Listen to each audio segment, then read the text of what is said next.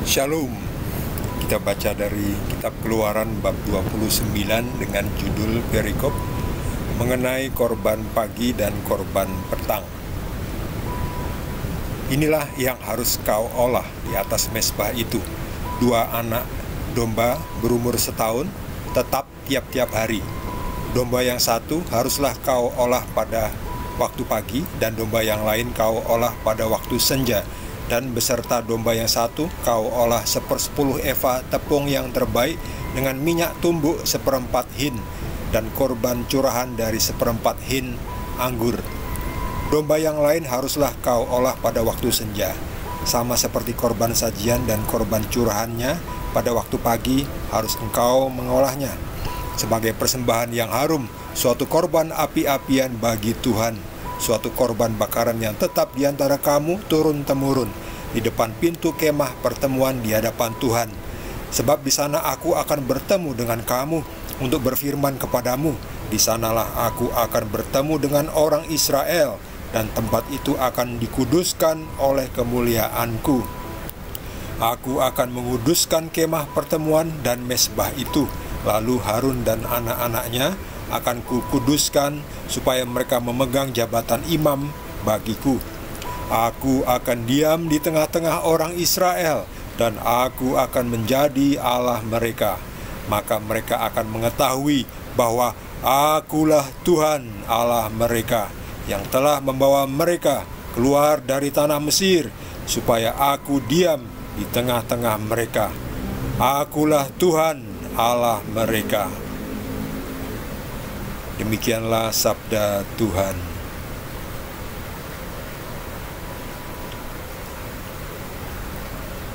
Tuhan memberikan instruksi lebih lanjut mengenai bagaimana mempersiapkan dan mempersembahkan korban pagi, dan untuk korban ini haruslah dipersiapkan 2 anak domba umurnya setahun, satu untuk pagi, satu untuk petang.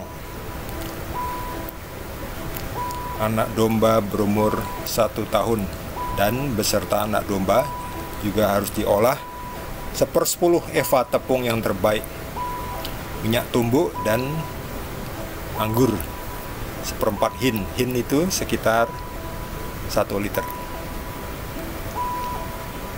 Kemudian Tuhan bersabda, aku akan bertemu dengan kamu di depan pintu kemah pertemuan di hadapan Tuhan.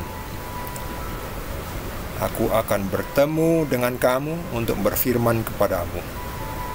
Jadi persembahan itu menjadikan suatu persembahan yang harum, suatu korban api-apian bagi Tuhan. Dan Tuhan berkenan. Itulah persembahan saat itu yang diminta oleh Tuhan kepada bangsa Israel. Ya, sekarang kita adalah bangsa Israel yang baru. Jadi Tuhan sudah hadir dalam wujud manusia, sudah menyatakan dirinya, sudah memperkenalkan dirinya, dan Tuhan sudah memberikan perjanjian yang baru di dalam Yesus. Karena Yesus adalah suatu persembahan yang harum bagi Tuhan, kurban yang harum. Sudah tidak ada lagi korban sembelihan. Anak domba ini sudah diganti oleh Tuhan sendiri yang menjadi manusia sekali untuk selamanya, seperti kata Paulus ya. Jadi Yesus disalib hanya sekali, tidak berkali-kali seperti ini, seperti korban bakaran ini ya, turun-temurun, korban bakaran turun-temurun.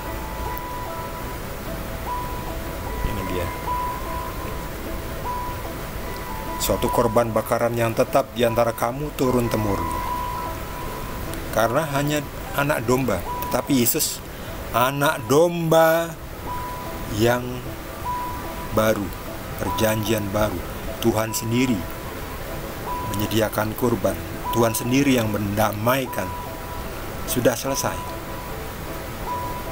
Sekarang tinggal manusia mau nggak mengikuti Yesus, menerima Yesus. sekarang tidak ada jalan lain ya. Orang pada mencari jalan yang lurus, jalan yang benar. Ya cuma Yesus. Yesuslah jalan, kebenaran dan hidup. Tidak ada yang bisa datang kepada Bapa selain melalui Yesus. Ya memang sudah nggak ada yang lain. Mau cari-cari yang lain itu malah mereka nanti menjadi Mesias palsu dan nabi-nabi palsu ya. Tuhan sudah menyatakan dirinya, untuk apa mencari-cari yang lain ya. Jangan mengada-ngada. Yang lain-lain itu berasal dari kegelapan ya, dari roh kegelapan ya, yang menipu ya, yang memalsukan ya, yang coba-coba memalsukan, yang coba-coba menyesatkan umat Tuhan yang sudah dipilih Tuhan. Untuk itu hati-hati, jangan tergoda, terbujuk, tersesat oleh ajaran-ajaran lain ya. Hanya Tuhan Yesus. Di sana aku akan bertemu dengan kamu untuk bersabda kepadamu. Di sanalah aku akan bertemu dengan orang Israel, dan tempat itu akan dikuduskan oleh kemuliaanku. Karena Tuhan hadir, Tuhan adalah kudus, Roh yang kudus, maka tempatnya harus kudus. Dan tempat itu dikuduskan oleh kehadiran Tuhan. Dan Tuhan menguduskan kemah pertemuan dan mezbah itu.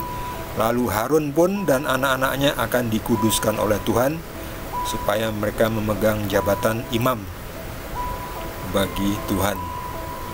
Jadi mewakili umat Israel untuk bertemu, berfirman kepada Tuhan. Sebab nggak bisa sembarangan orang Israel yang bertemu Tuhan, nggak bisa, harus dikuduskan dulu. Kalau enggak nanti mereka mati. Jadi sembarangan orang yang mencuri-curi masuk ke dalam kemah suci, itu mereka mati.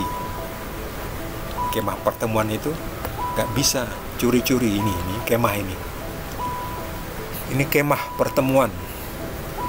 Hanya Harun dan anak-anaknya yang sudah dikuduskan bisa bertemu untuk mendengarkan firman Tuhan, sabda Tuhan yang nanti akan disampaikan, instruksi petunjuk yang kemudian dibukukan di berbagai buku kitab. Jadi ada Keluaran, ada sebelumnya nanti ada kitab-kitab Bilangan, Imamat dan seterusnya. Detail sekali, sangat detail. Itu untuk orang Israel. Perjanjian Tuhan dengan orang Israel. Kita sekarang adalah Israel yang baru di dalam Yesus. Apa perjanjiannya? Perjanjian di dalam penebusannya, di dalam tubuh dan darahnya kita ditebus ya. Kita sekarang menjadi pengikut Yesus, sudah mendapatkan perjanjian baru. Syaratnya apa? Syaratnya mengikut Yesus, memikul salib, menyangkal diri, dan mengikuti, melakukan apa yang Yesus sudah ajarkan. Aku akan diam di tengah-tengah orang Israel, dan aku akan menjadi Tuhan mereka. Ya ini benar ini ya, bukan klaim. Karena apa? Karena disaksikan banyak orang ya, dan kuasanya dinyatakan secara dahsyat, disaksikan oleh, lihat ini, banyak orang menyaksikan dahsyatnya kekuasaan Tuhan ya. Dibuktikan ya, dengan berbagai-bagai mukjizat, keajaiban yang cuma bisa dilakukan oleh Tuhan pencipta langit dan bumi. Kalau Tuhan-Tuhan yang lain yang mengklaim itu nggak bisa. Nanti dibuktikan dari apa? Dari buahnya, dari buah ajarannya apa. Kalau dari iblis itu hasilnya adalah kehancuran ya, pembunuhan, terorisme. Itu. Maka mereka akan mengetahui bahwa akulah Tuhan Allah mereka, yang telah membawa mereka keluar dari tanah Mesir, supaya aku diam di tengah-tengah mereka. Akulah Tuhan mereka. pencipta langit dan bumi.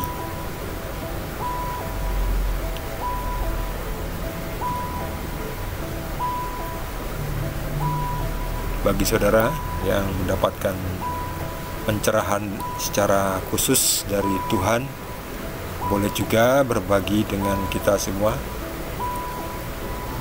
Yang belum subscribe, jangan lupa di subscribe dan juga di like. Kita akan lanjutkan dengan perikop berikutnya. Terima kasih. Tuhan Yesus berkati kita semua.